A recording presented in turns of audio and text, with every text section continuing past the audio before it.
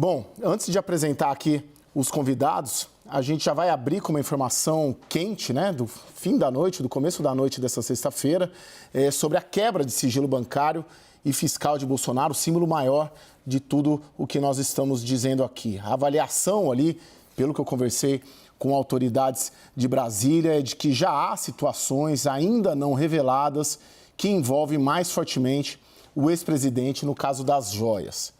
Os relatos que eu obtive mais cedo, quando trouxemos essa informação na Arena CNN, foram de que não há pressa em ouvir os investigados e que já haveria muita prova contra todos eles, inclusive contra Bolsonaro. Bom, a gente vai fazer um breve resumo aqui antes de começar a análise aqui no WW, né? Enquanto isso, né, tudo isso aconteceu hoje na esfera política e jurídica, no Congresso Nacional, deputados governistas já colhem assinaturas para o que está sendo chamado de CPI das joias. A movimentação em Brasília veio, como eu disse, após essa operação da Polícia Federal que cumpriu mandados de busca e apreensão em endereços ligados a aliados de Bolsonaro. Os agentes apuram um suposto esquema de venda de presentes do governo federal no exterior. A reportagem é da Marina Demore. Entre os alvos da operação está o general do Exército Mauro César Lourena Cid, pai de Mauro Cid, ex-ajudante de ordens de Bolsonaro. O reflexo do general aparece numa foto de uma caixa de joias tirada a pedido do filho, como mostram conversas registradas entre os dois pelo WhatsApp no dia 4 de janeiro. Mauro César Cid enviou a foto para o filho. Em outra conversa, o ex-ajudante de ordens passa endereços que ficam em Miami, na Flórida, para o pai. O general pergunta: eles sabem que eu vou levar para avaliação? Para os investigadores, os endereços podem estar relacionados a duas lojas que aparentemente comercializam produtos com metais preciosos. Mauro Cid e o filho também trocaram mensagens sobre duas esculturas que, segundo a polícia, foram presentes recebidos por Bolsonaro em 2021 num evento da Câmara de Comércio Árabe Brasileira. Para a Polícia Federal, as esculturas podem ter sido desviadas do patrimônio público sem passar pelo Gabinete Adjunto de Documentação Histórica.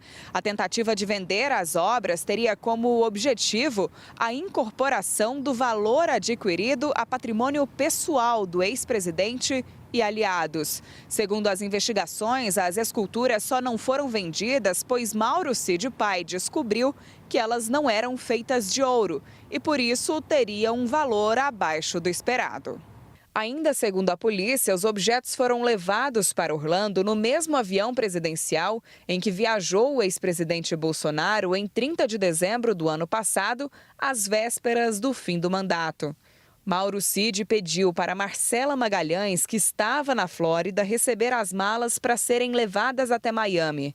Marcela Magalhães era auxiliar da ex-primeira-dama Michele Bolsonaro. A Polícia Federal também afirma que um kit de joias recebido por Bolsonaro em 2021 é o mesmo que ficou à venda em um site de leilão nos Estados Unidos, com base no número de série do relógio. O lance inicial era de $50 mil.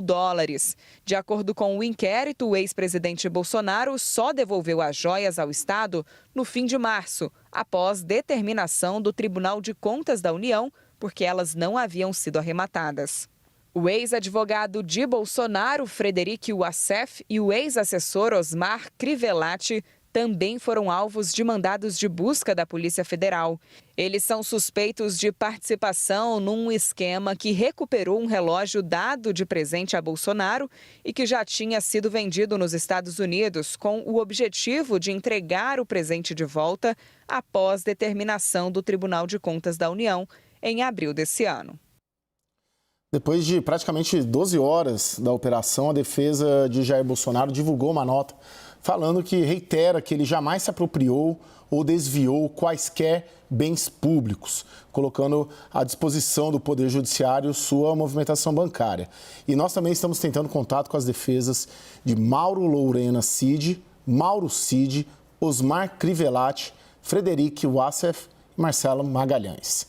Bom, gente, deixa eu apresentar os convidados finalmente aqui. Aqui comigo o Rafael Cortes, cientista político da Tendências Consultoria. Muito bem-vindo, Rafa, nessa sexta-feira aqui, All Together Now. Lá no Rio de Janeiro, se não me falha a memória, né, professor Gustavo Sampaio, da Universidade Federal Fluminense, professor de Direito. Bem-vindo, professor. Boa noite, Caio. Boa noite a todas e a todos. E meus amigos de todo dia aqui, Renato Agostini e o Daniel Rittner, nosso superdiretor em Brasília. Professor Gustavo Sampaio, de tudo que o senhor viu hoje, dá para, assim, mandado de busca e apreensão, o áudio que a gente daqui a pouco vai tratar, um áudio muito forte, dá para dizer que a gente pode esperar para as próximas semanas uma medida mais dura contra o ex-presidente Jair Bolsonaro? Eu estou falando aqui de um mandado de busca e apreensão, de uma condução coercitiva ou mesmo de uma prisão?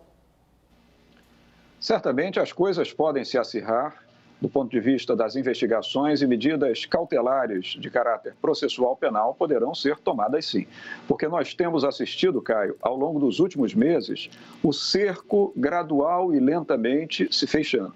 Nós temos depoimentos prestados por ex-assessores, ajudantes de ordem, ex-ministro de Estado, ex-comandantes de forças operacionais de segurança pública ligadas ao governo federal, e tudo isso vem cercando o presidente da República, primeiro de indícios, suspeitas e numa sequência imediata de provas.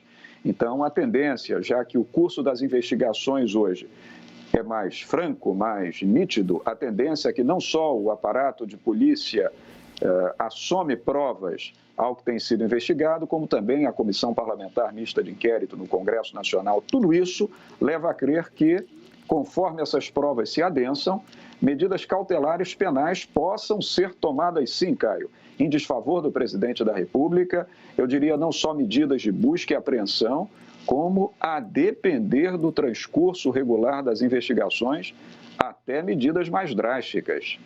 Lembrando que hoje o ex-presidente Jair Bolsonaro não goza mais das prerrogativas constitucionais de imunidade, porque não é mais presidente da República, sequer goza do chamado foro especial por prerrogativa de função, por também não ter mais o assento presidencial. A tendência é essa sim, Caio. Joia, professor. Rafael, tinha uma leitura, eu sinto, do sistema político todo, de que bastaria a inelegibilidade, né? Para o Bolsonaro, já teve a condenação, perdeu os direitos políticos. Você acha que o sistema judicial brasileiro perdeu o medo de prender Bolsonaro? Eu imagino que sim, se é que em algum momento houve, de fato, eu concordo com você, havia essa interpretação, numa ideia de que, olha, até para evitar o acirramento dos ânimos, né? Essa é uma agenda, parece que quase que consensual para organizações de estados, agentes importantes que atuam na arena política, de que eventualmente seria um passo a não reforçar a radicalização, então terem uma interpretação, alguma coisa nesse sentido. Agora, né, para usar um chavão, tem que sempre combinar com os russos, né? E aí, nesse caso, as evidências estão ficando cada vez maiores, né? Acho que desde que retornou ao Brasil, o ex-presidente provavelmente frequentou várias vezes já a Polícia Federal e não vai ser, aparentemente, não vai ser a última.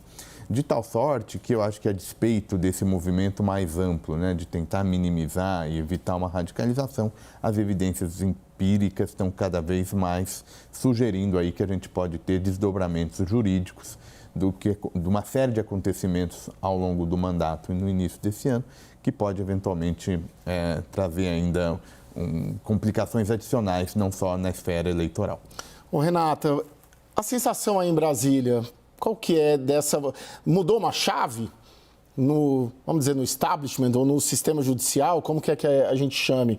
Mudou uma chave de basta um Bolsonaro inelegível para não, opa, temos condições de avançar, juridicamente falando e penalmente falando, principalmente? Faz sentido a linha de raciocínio que você coloca, Caio, mas, primeiro, boa noite, né, a todos, mas me parece que o caminho da investigação tornou esse cálculo um pouco inevitável. Então, veja, se a gente podia e as apurações indicavam que havia muito cálculo político no julgamento do TSE, apesar de também haver ali, né, uma base muitíssimo concreta para se avançar com aquela condenação, né, o episódio protagonizado por Jair Bolsonaro frente aos embaixadores, ele realmente causou muita surpresa naquele momento e ele é fartamente documentado. Nesse caso, o andamento da investigação, então essa história começa com uma reportagem do Estado de São Paulo, as investigações vão avançando e vai vendo que não era só uma coisa de liberar as joias, você tinha ali toda uma movimentação, joias que nem se sabiam que estavam sendo guardadas pelo então presidente, pelo ex-presidente, e havia toda uma operação para tentar vender esses objetos por debaixo dos panos, para levantar dinheiro, o dinheiro que iria para o ex-presidente, aparentemente sim, é o que a investigação está levantando. Então, a apuração foi mostrando que sim, pode-se chegar a uma situação na qual uma prisão de Jair Bolsonaro se torne uma realidade. Mas aí eu não colocaria tanto na conta de, olha, poxa, parece que agora dá para fazer isso. Eu acho que os elementos foram tornando esse um raciocínio crível. Sim, os fatos se impondo, né? Ô, Daniel, você sentiu um ambiente militar já mais se afastando do Bolsonaro? E também tem a questão do Mauro Cid aí, do próprio pai do Mauro Cid, né? Que hoje entra na história, né? Um general, até onde a gente sabe, a gente cobre os militares aí já há alguns anos. O pai do Mauro Cid é um general benquisto, né, no alto comando do Exército. Você sentiu ali o que você sentiu nas suas conversas em relação a essa eventual proteção ou desalento, talvez, das Forças Armadas em relação ao avanço contra o ex-presidente e também ao avanço contra um general, um ex-general, né, do Exército Brasileiro? Olha, Caio, mais do que benquisto, o general Lorena Cid, pai de Mauro Cid, era um general do alto comando do Exército até ir para a reserva e realmente tem um papel ali nas Forças Armadas muito importante. É uma pessoa de bastante relevo que sempre teve cargos muito relevantes no Exército Brasileiro. Agora, eu tenho sentido esse gradual e progressivo distanciamento do Exército, principalmente do alto comando, não só do Exército, das três forças, do que se considera, do que a gente se habitua a chamar de bolsonarismo, que tem acontecido basicamente desde o 8 de janeiro. Por exemplo, né, isso é uma apuração que a Renata Agostini aqui trouxe há pouco para a gente. Essa própria operação de hoje fez com que o Exército tenha tomado internamente uma decisão de se distanciar de vez de Mauro Cid, porque se havia algum desconforto ali com o prolongamento da prisão dele, hoje se mostrou claramente que ele agiu nos bastidores e com o pai para cometer, ou tudo indica, com a intenção de cometer atos ilegais. Agora, tem alguns movimentos ali que são interessantes. Lula, agora no final de julho, teve a oportunidade de fazer a primeira rodada de promoções de oficiais generais nas três forças. Então, isso permite a Lula colocar gente um pouco mais afim, um pouco mais distante do radicalismo, com inclinações políticas, que não consegue muito bem separar o que é Estado e o que é o papel dos militares. Para além disso também, me parece que é nítida hoje a percepção no Superior Tribunal Militar de que crimes cometidos, eventuais crimes cometidos pelo entorno do bolsonarismo ou no 8 de janeiro, não têm que ser julgados no STM, que têm que ser julgados pela Justiça Comum ou pelo Supremo Tribunal Federal, no caso do 8 de janeiro. Isso tudo vai distanciando os militares do bolsonarismo. Isso, a gente vai falar disso daqui a pouco também, essa questão do foro, inclusive com o professor Gustavo. Eu só queria colocar o que foi o mais, vamos dizer, o indício mais forte ali, né? que é um áudio, né? A gente vai mostrar, não exibir, né? Mas esse áudio que estava, inclusive, na ordem ali de 105 páginas do ministro Alexandre de Moraes. É um áudio que foi obtido durante a investigação da Polícia Federal, no qual o ex-ajudante de ordens do Jair Bolsonaro, Mauro Cid, disse que o pai dele, que o Daniel estava falando, o general Mauro Lourena Cid, estaria em posse de 25 mil dólares que supostamente pertenciam ao ex-presidente Jair Bolsonaro e que deveriam ser entregues em espécie para evitar movimentações em contas bancárias. É um áudio, como se diz, matador. O áudio foi enviado para o Marcelo Câmara, que é o então assessor de Bolsonaro, e o Mauro Cid diz, abre aspas, vamos lá o que diz o áudio. Tem 25 mil dólares com meu pai. Eu estava vendo o que era melhor fazer com esse dinheiro. Levar em cash aí. Meu pai estava querendo, inclusive, ir aí falar com o presidente. E aí ele poderia levar. Entregaria em mãos. Mas também pode depositar na conta. Eu acho que quanto menos movimentação em conta, melhor, né? Fecha aspas. Professor, a sua avaliação, um áudio desse, qual que é o tamanho dele em uma investigação? Prova evidente, prova contundente, prova inequívoca, eu diria. Não é? E essa prova, somada a tantas outras, começa a volumar o conjunto probatório para se demonstrar a prática de crimes praticados por pessoas que estiveram ali na entourage, no entorno imediato do presidente Bolsonaro e que, portanto, serão crimes sujeitos ao processamento judicial pelos órgãos jurisdicionais competentes, embora nós não tenhamos chegado lá ainda, Caio, é bom dizer.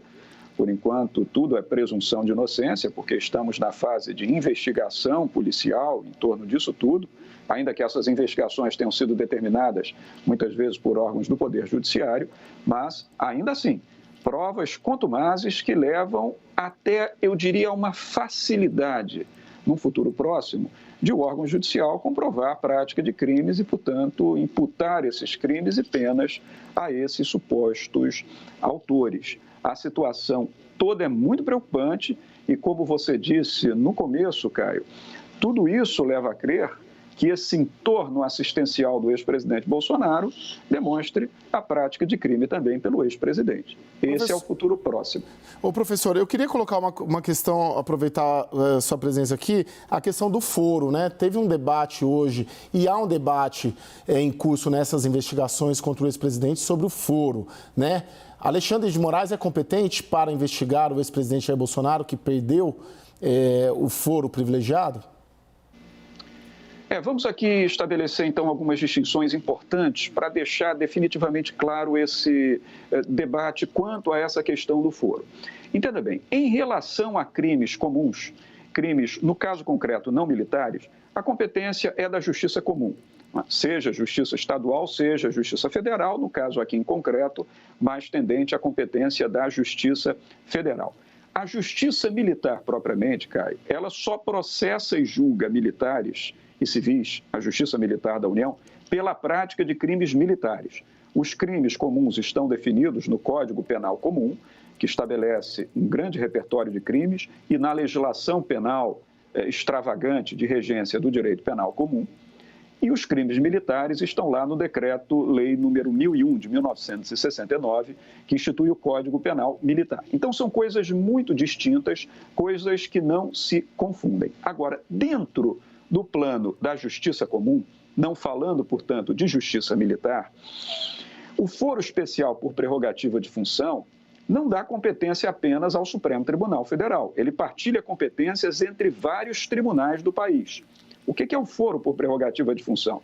É o foro que garante que uma certa autoridade seja julgada num tribunal, não em primeira instância, não necessariamente o Supremo Tribunal Federal. Claro que, em relação ao presidente da República, que goza de prerrogativa de foro no Supremo Tribunal, como também os ministros de Estado, que gozam de prerrogativa de foro no Supremo Tribunal, uma vez que deixem esses cargos, não tenham mais essas estampas, eles passam a ser julgados e processados a priori em primeira instância. Estadual ou federal, se o crime praticado tiver sido crime contra a administração federal, contra bem, serviço ou interesse da União Federal, de entidade autárquica federal ou de empresa pública federal, competência da Justiça Federal Comum de primeira instância. Como seria o caso? Qual é a diferença que há, Caio, para terminar, entre competência da Justiça Federal de primeira instância ou aqui competência originária do Supremo Tribunal, se, afinal de contas, estamos dizendo nenhuma dessas autoridades tem mais prerrogativa de foro no Supremo Tribunal. Que diferença faz? Faz e é grande. Por quê? Porque em relação aos atos de 8 de janeiro, aqueles atos todos que estavam ensejando ameaça à autoridade do Supremo Tribunal Federal, por conta dessa ameaça à Corte Suprema da República, que não vem de hoje, que vem lá de trás, por uma disposição interna, do regimento interno do Supremo Tribunal Federal, o Supremo Tribunal tem o poder de ordenar as investigações e depois processar e julgar pela prática do delito. Então, nesse caso, se firmar a competência do Supremo Tribunal Federal, Caio, não terá sido propriamente por uma prerrogativa de foro que não há mais para essas pessoas, mas pelo fato de o Supremo Tribunal Federal, com base na cláusula do seu regimento interno, ter firmado e assentado a sua competência em razão de toda a ameaça que se estabeleceu e crimes praticados em desfavor do Supremo Tribunal. Lembro a você, Caio, por fim, que em 8 de janeiro, naquelas bárbaras cenas de invasão à Praça dos Três Poderes, o prédio do Supremo Tribunal Federal, o edifício sede da Suprema Corte, foi completamente comprometido pelos invasores. Então, tudo isso é que definiu competência do Supremo Tribunal para determinar que a Polícia Federal investigue e depois para processar e julgar aquelas ações penais futuras. Sem relação com isso, os outros processos penais serão naturalmente de competência dos juízes federais de primeira instância, porque esses crimes que estamos discutindo hoje operaram efeito contra a administração federal. Rafael, você queria falar? Não, na verdade, estava só manifestando que, de fato, enfim, todas as circunstâncias apontam que a gente deve ter uma retomada desse debate entre qual que é o papel do Supremo em todo esse processo. A gente está vivendo uma conjuntura política em que essa questão de reorganização do tamanho do governo tem muito a ver também com o destino do ex-presidente. Então, do ponto de vista político, tudo isso que o professor acabou de nos chamar a atenção parece antecipar aí decorrências políticas bastante relevantes aí para o cenário. Sim, pessoal, a gente vai fazer um rápido intervalo.